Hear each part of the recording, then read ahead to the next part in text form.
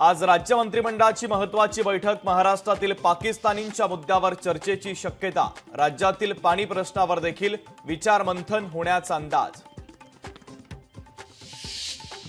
भारताची कठोर पावलं, पाकिस्तानची घाबरगुंडी। भारतात घुसून तसाच हल्ला करण्याची दरपोक्ती।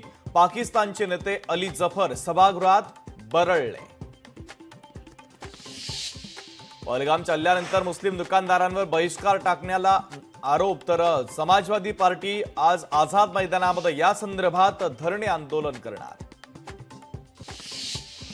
विधानसभेत ओमर अब्दुल्ला गहिवरले, सभागृह स्तब्ध। पर्यटकांना वाचवू न शकल्याची व्यक्त केली खंत।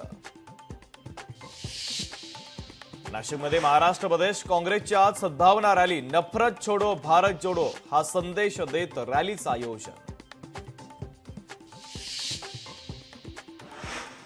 26 मरीन राफेलच्या खरेदीसाठी भारत आणि फ्रान्सची करारावर स्वाक्षरी। पाकिस्तानसोबत तणावाचं वातावरण असताना कराराला विशेष महत्त्व।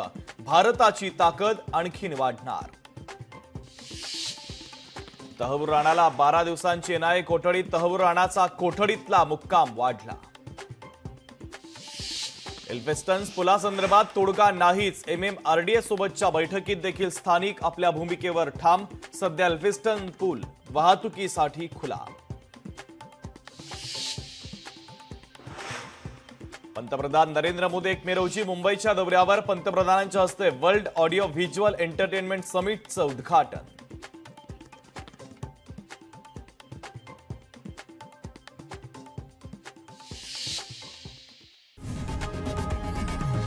लोकशाही मराठी ऐका, पहा, जागरूक रहा।